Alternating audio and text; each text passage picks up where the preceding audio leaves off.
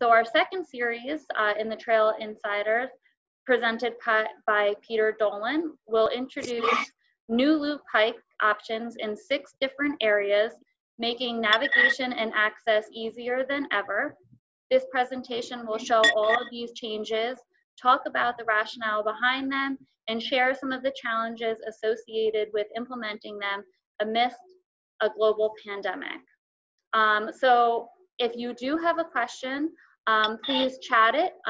Depending on what type of device you're using, it might be on the bottom if you have a laptop, but if you're on your phone, sometimes they're on the top.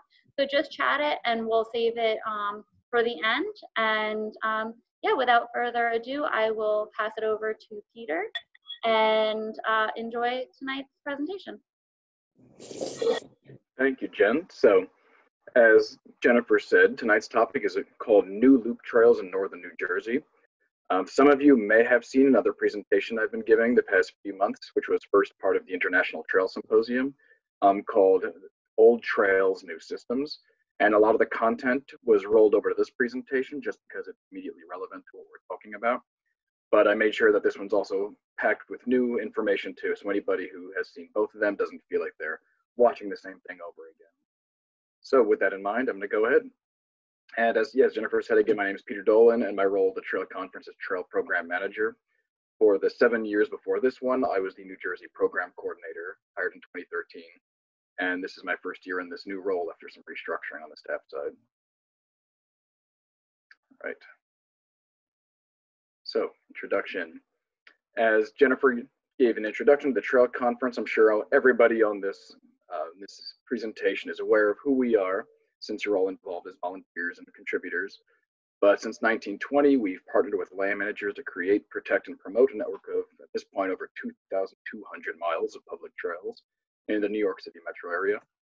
And we recruit and organize volunteers to keep those trails open, safe, and enjoyable for the public while producing maps and books that people use to guide their experiences. And over the next hour or so, we're going to talk about first, why change a trail network, one that already exists, what the inspiration was for doing all this work that we're undertaking now, the first test that we did, the timeline of changes we've done over the past few years, some new conventions that we've discovered or widely implemented along the way, how we go about choosing the right options when we have so many in front of us. Then we're going to double down on the projects done this year and really focus on each one of those. And then we are going to end by going over just some of the implementation challenges that come along with these projects and how we've tackled them. At the end, any questions that go to Jennifer, she'll make sure they come to my attention, and we'll have whatever dialogue we want to have to make you all feel like you're not leaving with more questions than you came in with. So why change a trail network? And there is a lot of content, so I'm going to go a little quickly. But if at any point you do want me to slow down, again, just type it in and Jennifer can pop in and moderate me as needed.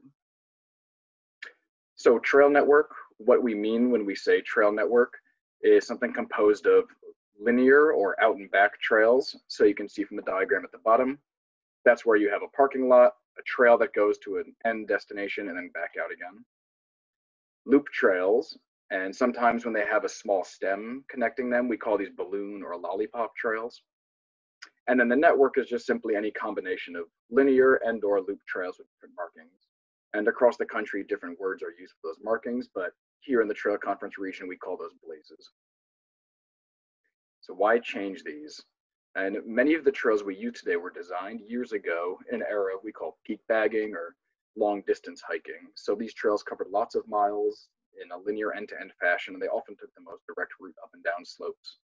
And often these end-to-end hikes had public transit at one or both ends. So you could take a bus or a train to one end, hike, and then take a bus or train home. And over time, a lot of those public transit connectivity options have moved or disappeared, which leaves us with end-to-end trails that sometimes start or begin in the middle of nowhere. And you can see here, Trail A, the red dotted line, represents kind of an old school peak bagging trail where someone would start at the bottom of a hill, assuming this is a topo map, and then hike straight to the top and then back down. And over the years, trail builders have learned a great deal about sustainably rerouting trails to rectify old design problems like that. The Trail A we see here as many people have hiked straight up and down trails, they become eroded and rutted, and water flows down them. So a lot of time, energy, and discussion has gone into taking old trails and making them more sustainable, like Trail B, which starts in the same place, ends in the same place, but gets there in a way that's going to make it through the test of time. So what I'm proposing is that in addition to simply rerouting trails, as we see in this diagram, trail networks are also old problems that need new solutions. So not just rerouting trails, but changing how they're marked and how people use them. So here's an example of a trail network. And it's only natural that over time, with a trail network, new trails would be built to connect existing trails to new access points, destinations, viewpoints, etc. And this growth can be fine when it's a small area. So if you look here, this is Rockley Woods in Lamont. So this is in Bergen County, right up at the New York, New Jersey state line. And you can see it's bound in by roads and private property on all sides. So it's really not possible to get too lost. So it's not the worst situation if trails are a little confusing and people get turned around. They can always figure their way out. But it's very different when you have large open spaces with significant mileage. So let's look here. This is a typical northern New Jersey trail network. Anybody who hikes locally is going to recognize this is Ramapo Lake and the southern portion of Ramapo Mountain State Forest, just a few minutes down the road from the trail conference headquarters. And this is what I've once heard called a spaghetti bowl trail network, and I really liked that term, so it's stuck in my presentations. But this spaghetti bowl has lots of trails winding and wiggling in close proximity to each other. It's also made more complicated by the presence of roads, which are these black dotted lines, or unmaintained trails, red dotted lines. So some hikers will use a marked trail, jump onto an unmaintained trail, follow a woods road, and it's a very dense network. There's also lots of short linear connector trails. So for example, we'll look up at this one right here. You can see the white red trail. This right here is one unique trail and it only covers about 1 or 2/10 of a mile. And as a result, we have lots of blaze colors in a very small area. So the average person's hike is going to use 3, 4, 5 different colors just to do a simple loop. And as you can imagine, this area, every time I hike there are lost hikers, and the park confirms that search and rescue does a lot of operations in this very small but very popular park. And to make things worse, if we shrink this map and zoom out, so there's the map shrunk down, you can see that little dense spaghetti bowl is part of a much larger spaghetti bowl. So not only do we have people lost in the immediate area, but we might have people who are wandering further and further from where they began. And I take this area very personally because that blue dot is actually where I'm sitting right now. That's my home by Ramapo Mountain State Forest. And on top of this, it connects further into a larger trail network and even further. And yes, all these trails are connected. I think with the exception of Camp Gaw over here on Bergen County Parks, every other trail on this map can be reached via other marked trails. So that's an incredible testament to the work of the Trail Conference in preserving open space and building trails. But it also means there's a lot of scope to become dangerous, turned around, and wind up far from where you want to be. To make things even more urgent, we have changing hiker demographics. And these large networks of trails can be confusing for even experienced hikers, but they're especially confusing for people who might be having their first outdoor experience. And as hiking grows in popularity, we see more and more inexperienced hikers wanting to be outdoors, often without adequate equipment, so no maps, let alone compasses. And these words were actually written prior to COVID hitting, and it's only been exacerbated with the pandemic. One thing that kept coming up over and over again as we talked to search and rescue, park managers, volunteers, that new hikers frequently assume that all trails are loose. So when lost hikers get picked up, they would almost always say something like, I followed the yellow trail, but it never came back to the parking lot. So that's what really spurred this sort of conversation that led to this loop blazing. And the first way that people want to react to lost hikers is to say, well, let's just make better maps, or let's make more maps, or let's put maps on apps, and everything comes back to maps. And while you certainly want the best maps possible, available as widely as possible, maps only really work if first people are able to find the maps. So whether they're buried on a website that people don't know about, hidden in an app they're not aware of, available at a park office that people aren't visiting before they start their hike, people need to have the map before they can use them. They also need to bring the maps with them, so having it on a computer screen at home is not enough when they're in the field. They need to read the maps they have before they get lost. Often once people get turned around, even if they have a map with them, it's sometimes too late for them to get a good bearing. And they need to understand. The average person is not well versed in reading maps. So even the best maps in the world aren't going to help that much if someone doesn't know where to start. So that's a lot of assumptions. If any one of those bullets isn't happening, then the maps won't work for a person. Then next thing people ask is signage. Let's just put better directional signs. And that only works if you can afford the signs. It's often a huge budgetary expense item to get signs produced and mounted. And because of wear and tear and vandalism, you might need to buy new signs each year to replace those going missing. So again, people destroy signs. You can see the sign in this picture was when we put up, and this photo was taken a few weeks later. It is no longer a help to anybody. People need to see the signs and not walk past them before they get lost. And they need to actually stop and often read and process the signs before they get lost. So once again, even in areas with lots of signage, if the trails themselves are confusing, people are still getting lost. So why focus on blazes? And the photograph on the right was one that I found amusing and distressing my first visit to Stoke State Forest. But that was an example of a blue trail, a light blue trail, a gray trail, and a pale green trail, all co-aligned. And I can only imagine for the something like 14% of males who are red-green colorblind, worse, trying to make sense of all this. But changing blazes is great because it's cheap. It's very easy to do. Volunteers can go out and do it with little to no guidance. And it produces an intuitive result. So even people who don't have maps and don't know how to navigate, if they're following one color, they can usually process that enough to get themselves where they want to go. And of course, again, I want to reiterate that good maps and good signage are encouraged, and we want to do that in conjunction with any reblazing. But once hikers begin walking, blazes are really the best way to ensure that you're communicating with those hikers directly. So ultimately, our goal in changing a trail network is to better serve the average hiker and minimize lost hikers, a goal which improves the hiking experience and can sometimes save lives. We do have people who get injured, or unfortunately, even worse, if they get lost in the woods. So the inspiration for this came from a trail called the Blue Mountain Loop, again in Stoke State Forest. And this was the park superintendent's idea at the time, probably back in 2014, 2015 it was being implemented. And the Blue Mountain Loop takes a bunch of existing trails, some of which are named in this map. And those trails were all those classic little end-to-end trails, linear trails that started somewhere, ended nowhere, turned around. And it just made one single blue blaze trail that incorporated a lot of those. And then with these vertical trails in the middle, you could do a third of the loop, or you could stack the loop differently to make different hike options. And many of the smaller trails were absorbed into it, and eventually those blazes were retired. So right now, this large loop would be, the Blue Mountain, the Parker, the Howell, the Cartwright. Some of those were deemed, to no longer be necessary because of the large loop. And the result was a much more elegant, more practical trail network. And that was, again, coming from the DEP Park Superintendent there. So we took that idea and decided to run with it in another area, and we chose the Ramapo Valley County Reservation as somewhere that has a lot of new hikers, a lot of lost hikers, and a frankly pretty confusing at the time trail network.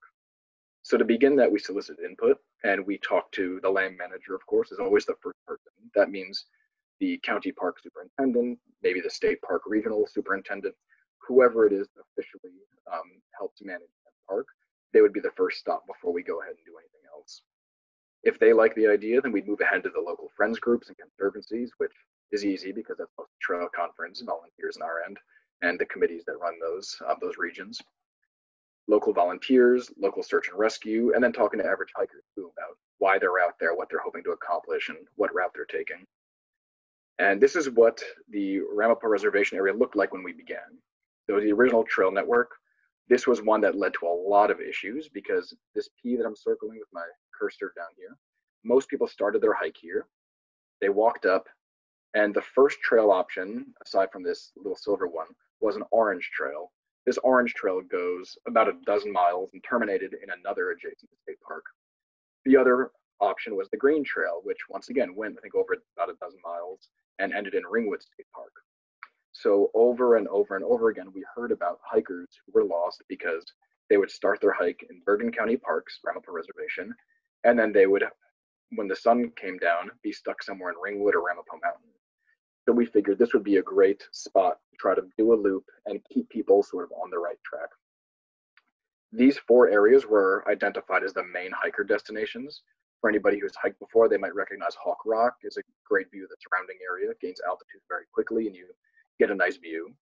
Up here on the Ridge Trail, there's a view of the New York City skyline that's very popular. Down here was a waterfall that people like to stop and dip their feet in and look at.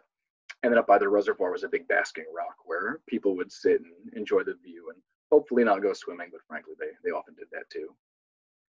So after knowing that these were the 4 spots we wanted to bring people to, we looked for ways to connect them. And luckily, if you look at the contour lines, I'll go back and forth again a bit, you can see the contour lines were actually pretty easy for some of these connections. So we could do low intensity sustainable trail building without needing a giant, AmeriCorps Conservation Corps crew. We could use volunteers and get the trails built quickly. So we built these new connectors, and once those were in place, we then had the infrastructure on the ground to just change a few paint colors and make a whole new trail network. So this is what we wound up with. Just by changing paint colors after the small connectors, we were able to change the existing trail network to form a series of loops. The main ones were the Vista Loop in yellow, the Ridge Loop in blue, and the Reservoir Loop in pink. And after just a few months of having this on the ground, these new connectors looked like they'd been there for years because the use was so heavy. People took to this yellow loop really quickly because, as you see, you park at the main lot, you walk in the spur, and then the Vista Loop takes you to every single main viewpoint or vista that people would want to see and then right back out. For people who want to avoid the crowds, they can take the Ridge Loop, which goes out, and this goes deeper into the park. It's more remote, and it has more of a backcountry hiking feel. And the Reservoir Loop is actually at the top of a paved woods road, so people can follow the road right up, walk around the reservoir with their dogs, and then come right back down. So it really gave a simple loop for every different type of user experience.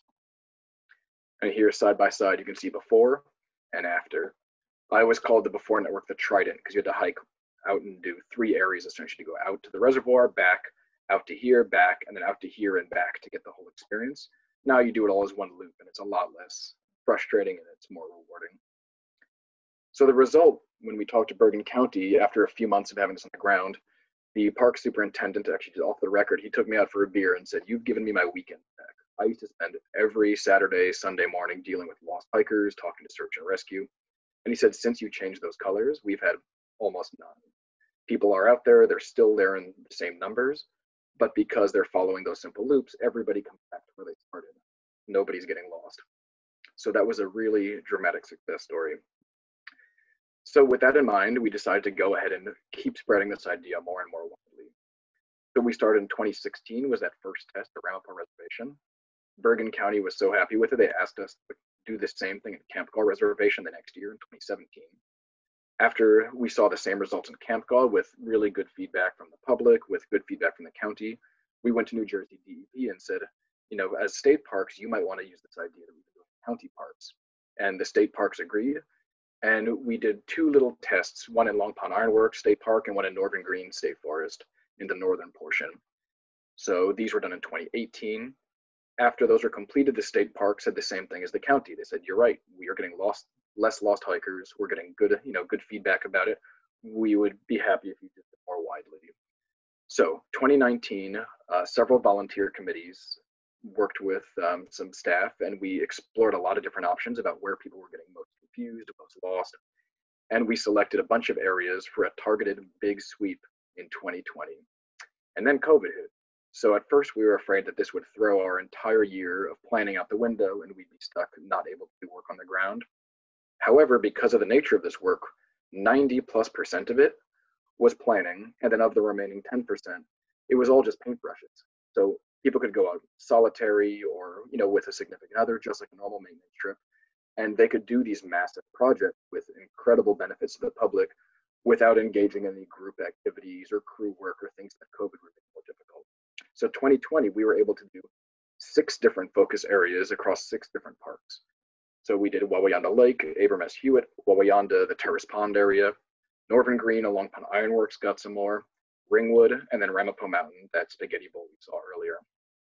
And in the future, we're looking even further, potentially, nothing immediate, but maybe by 2022, 2023 to coincide with the next revision of this map set. These are the next 3 areas that we think are really good targets, especially Northern Green South down here. This is a very, very high use area, very busy, and lots of lost hikers. So Northern Green South is an area where the state parks have asked us specifically to do some work down there too. So new conventions. We're all familiar with, hopefully, I don't want to make assumptions, but most people who use trail conference maps and follow us are familiar with the basic blazing conventions, which is one blaze for a straight ahead, the right turn, the left turn, the start, and the end. There are some other less common conventions that are used on and off through different parks that we thought were really, really useful and we wanted to use more widely. The first one of those was blazing spurs as a blaze color with a black dot in the middle. And this is often kind of intuitive to people because you're following the breadcrumbs home, the black leads to pavement. So if you're hiking a yellow loop and you're trying to get from the parking lot to the yellow loop, you just follow the short yellow spur. That way you do your loop, you come back, you get to the spur again, you follow it back out to the parking lot.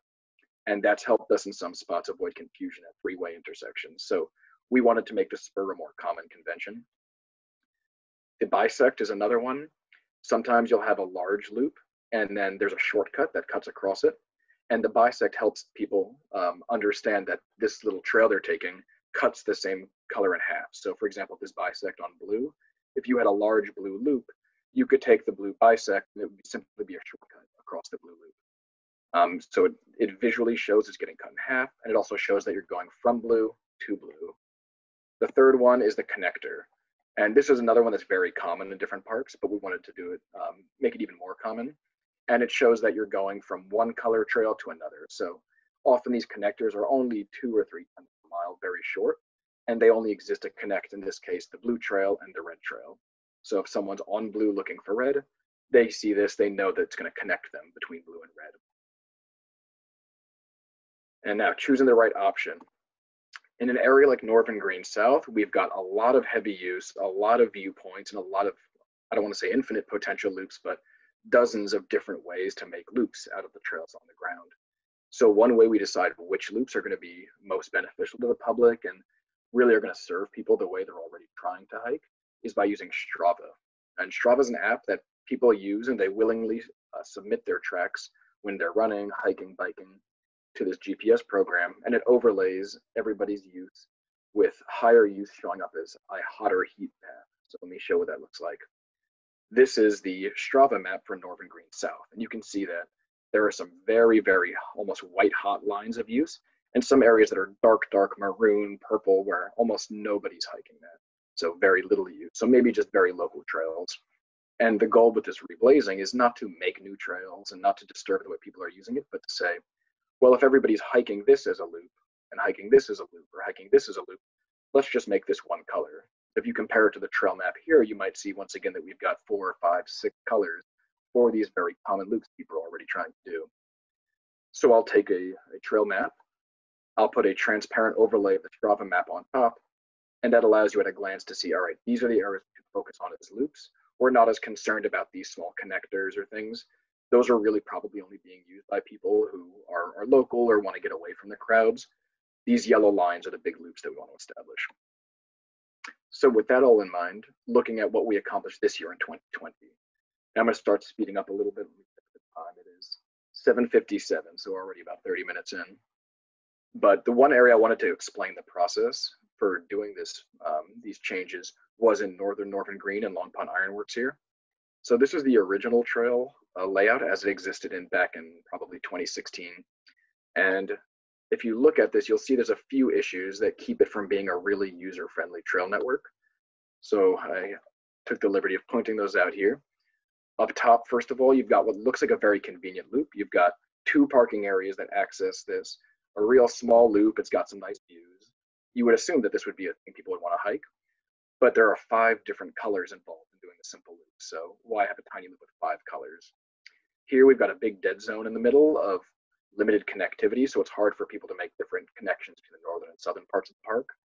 This blue trail, the Hewitt-Butler, is one of those trails I mentioned before that years ago connected bus or train stations, but it's been since severed by a quarry down south, and the public transit options have gone away.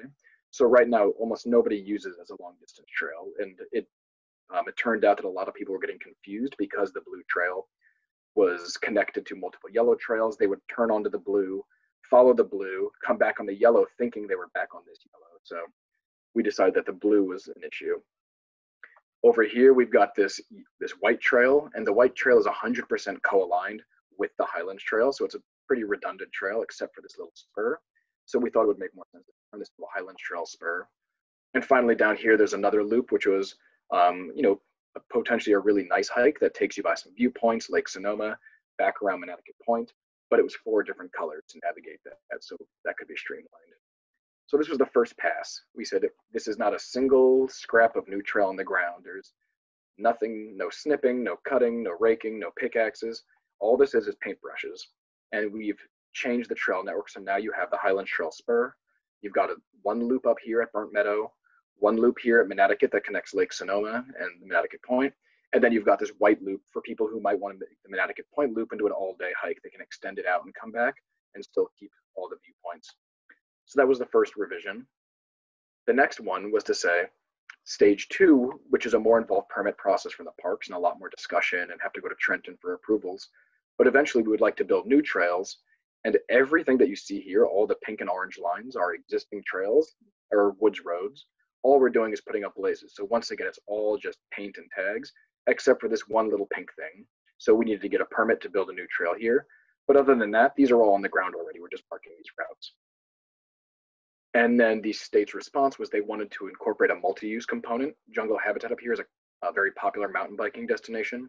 So we tweaked the trail so that instead of having mountain bikes on more hiking trails, we would use existing woods roads so that hopefully this blue multi-use loop would allow mountain bikers to get the experience they want without taking too much hiker-only trail and converting that.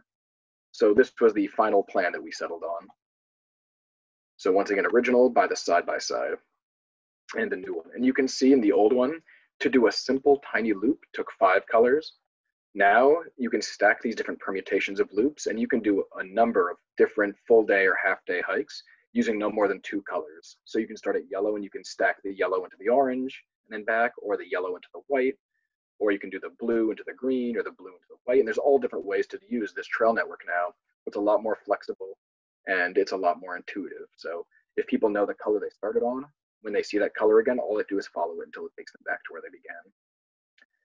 We did the same thing in Abram S. Hewitt State Forest. So this is the old trail network, and this is a very simple one. It's a very minor change. There was also not shown here, kind of an illegal trail that was being built back here that was actually in decent condition. So we asked the park if we could adopt that. And we changed it to just simply be this. So if you park at either parking lot in the bottom, you hike the green loop, it takes you up to Surprise Lake, the main destination, and then back down. And you can see for the conventions, down here connecting this green loop to the blue trail over here, we've got a little blue-green connector so people know if they wanted to end their blue hike and join the green trail, they'd follow that. And here, similarly, we have a parking lot that connects to the loop. There's a very short spur. So there they are side by side. And I'll share this after the presentation. We can email this out to attendees so you can look at these in more detail if you'd like.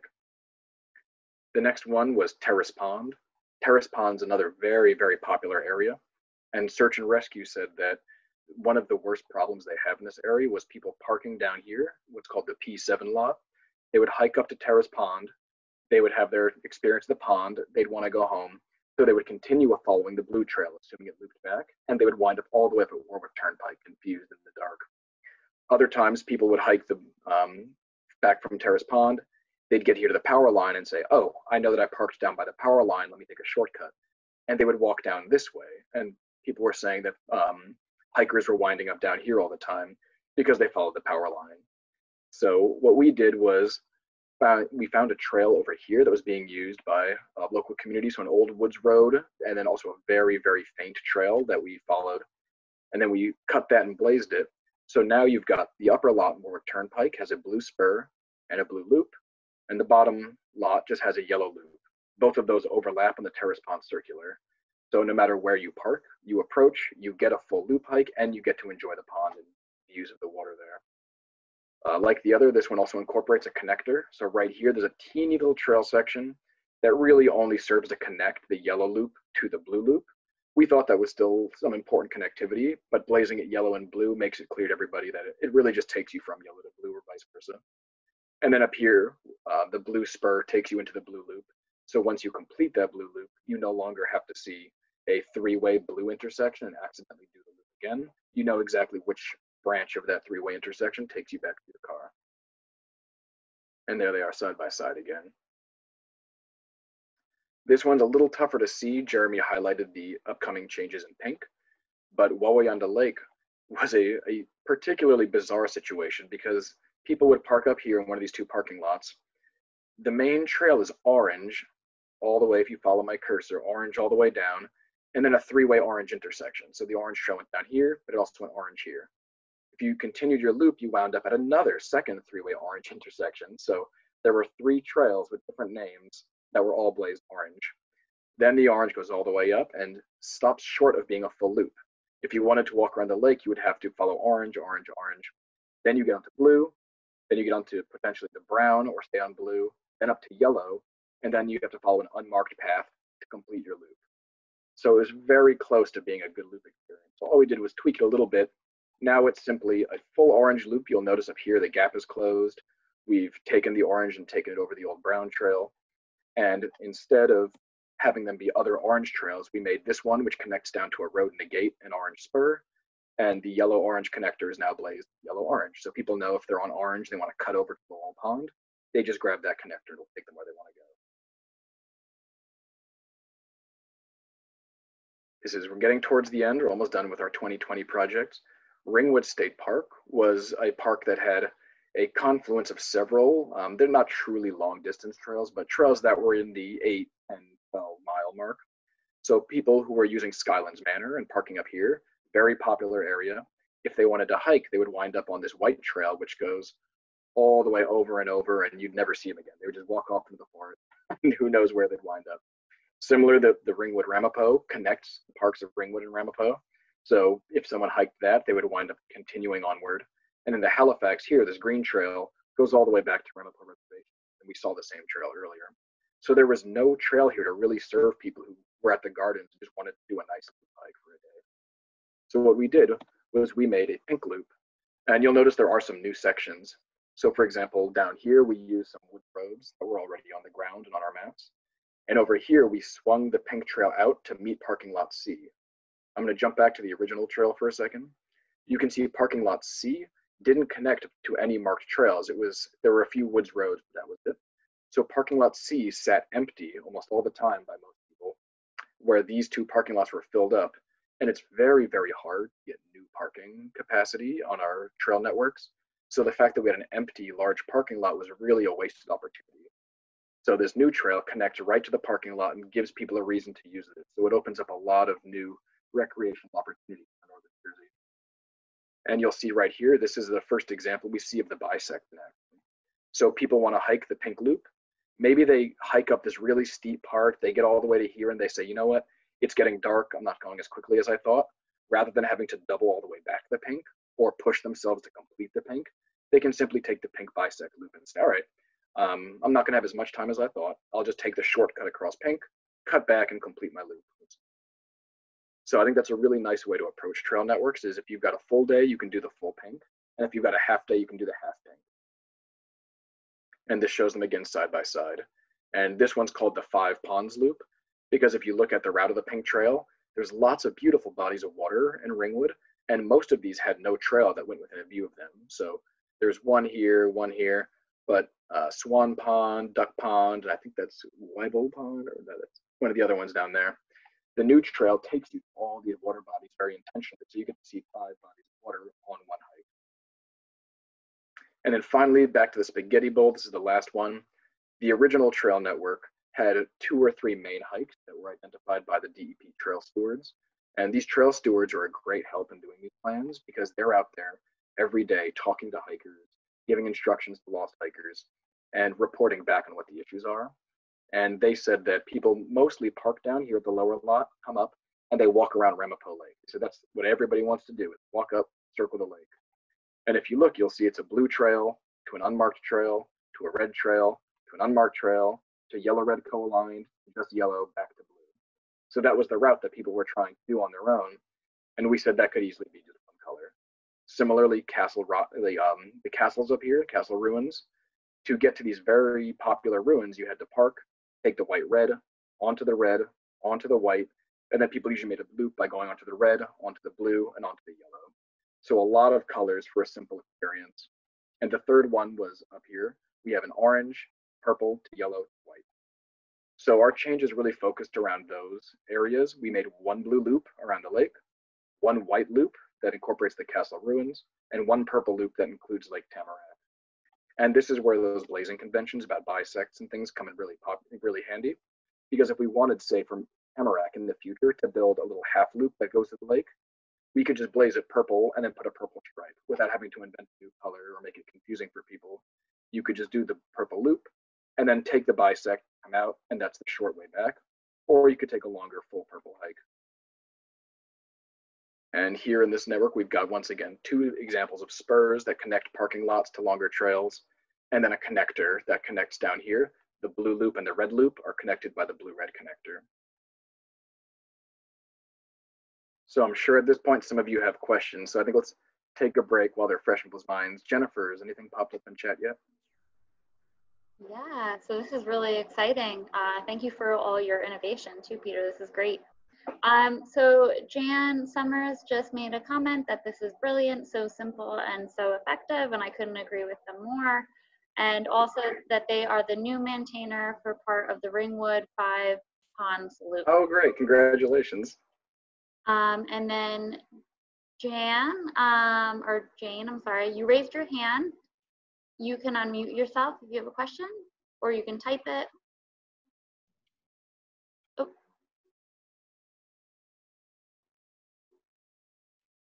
Can you unmute yourself one more time, Jan? Yep. There you go. Okay. 2 questions for Peter. On the spur trails with the little black, they talk about pavement and this and that, but if there's a special view, does that kind of thing work for that too? Do you use it? Because sometimes there are things that are about a 10th or a 20th mile. Yeah, so would that have a little black inside? I think that's kind of the final frontier of conventions. A few volunteers have mentioned that, where you've got your loop or your long trail and you just want to get people off the trail 75 feet to see a nice viewpoint. And we don't yet have anything that's established for that. I know some volunteers have been doing, you can buy vinyl sticker sheets that have vinyl stars, and they're putting on a little spur that uses a black star in the middle of the blazes. Obviously, we don't want people out there with brushes trying to paint 5-pointed stars. I mean, there's sometimes proper little spurs. I know east of Hudson Highlands better, but there's 1 or 2 where people sometimes forget where to go, and they can't remember if the blue means the same blue. Would it now have black inside it? If we haven't implemented that one. That's one convention that I think we're trying to stick with the black square being purely trailhead to trail. Otherwise, we run the risk of people trying to get back to a parking lot, and next thing they know, they're on a cliff at a viewpoint. So that's, yeah, we haven't yet come up with something for that. Okay, I was just not sure. Yeah. And then Gary also asked a question, is the spur from jungle habitat to HB trail completed? So not yet. I've walked that with some folks from JORBA, the Jersey Off-Road Biking Association, and they're much more familiar with jungle habitat than I think anyone from the trail conference is. So they recommended what they thought would be the most hiker-friendly route and what might have the least conflict with people who are riding there purely to be on their bikes. So we have a route GPS, and that is the last one of these. I think everything is complete except for the jungle habitat Northern Green Area trails. We're working on those this fall, winter, and we're going to be completing everything in the spring. So if you're familiar with the MEVO crew, the Mahwah Environmental Volunteers Youth Crew that we've had the past few years, they'll be out at the jungle habitat area this coming spring and doing a lot of work to get that totally finished up. And then just a follow-up, the new maps he wanted to know if the new maps will have mileage on it. Oh, this is a spoiler. I don't want to take Jeremy's thunder away from this, but I have heard rumors from Jeremy that the North Jersey map change is going to be a very significant one. It might include some new areas and a different scale that's going to be a little larger so that he can include mileage. So this is classified information. Please don't share it widely, but yes, I think we can expect to see trail mileage in the next North Jersey map set. Great. And then Hope and Mike send sentiments that they really enjoyed the new loops, Terrace Pond and Huawei Lake, and this presentation explaining the project has been so interesting. Many thanks.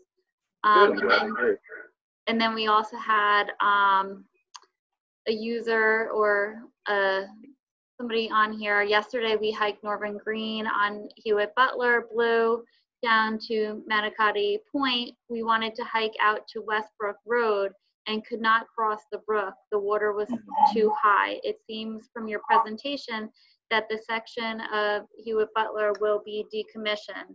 That would be a good idea, as the crossing the brook is hard. Yes, I have done that in the winter when it was icy and rushing, and after that experience, I really questioned why that little spur existed. It made sense when the Hewitt Butler was intact, just as a sort of a last-ditch attempt to get across that, but yes, it's very tough to cross that when the water is high. So I think we're going to try to decommission that. All right, great. No more questions, so we'll keep trucking on. Yeah, and well, actually, this is pretty much it. I don't want people to get too excited about having much more. I think I just need a breather after so much talking. But the last bit I wanted to just touch on was the challenges of implementing these ideas. So it's fine to design theoretical trail network changes, but what are the real challenges on the ground implementing these new ideas? Because I can play on Photoshop all I want, and Chris Connolly and Nick McKenna and the other volunteers who've been working on this, we can all sit in a room and brainstorm, but if the park doesn't give us permission, then nothing's going to happen. We're not going to go out and go rogue changing things. So one of the first things we encountered when we shared this idea with people, and I'm glad you brought the Hewitt Butler just now because this was a great example, but was resistance to changing established trails. So particularly historic long distance trails. And the word historic kept coming up over and over again, which it turns out, if you're not aware, historic is a very loaded and subjective term. What's historic to one person is obsolete to another. So the Hewitt Butler was one that caused quite a lot of discussion in the North Jersey RTC. And what we eventually settled on, and I think even the people who were initially against any changes came on it. But we said that first off, for anything that really is truly historic, and especially if it's being hiked by people because of history, something like the Hassan-Cleaver Iron Trail, that's a trail that the Friends of Long Pond Ironworks put a lot of expense and a lot of intentionality into signing that and having interpretive materials.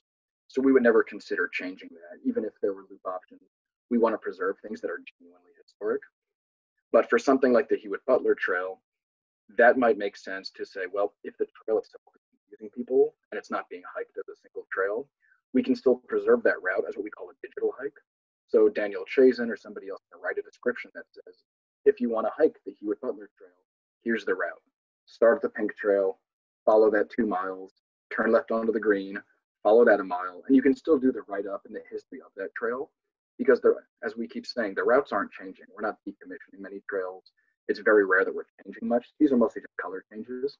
So the routes that have history behind them can be preserved through trail conference books, websites, web pages, publications. So we're not looking to erase history. We're just looking to address lost hiker and safety issues. The next thing that comes up a lot is the budgetary restrictions when it comes to new maps and new signs and how it's possible to do all these changes and get them out to the public quickly. So what we've tried to do, and in this case, the reason we did so many changes in 2020 is we wanted to get all of these done in one swoop within a window of a few months and have them coincide with the new North Jersey map that's coming out in early 2020. So as we finish up on the jungle habitat, Northern Green, and Long Pond Ironworks changes in the spring, that'll be right as people are buying the new map and getting out to hike again. So we have intentionally timed these changes with map reprintings.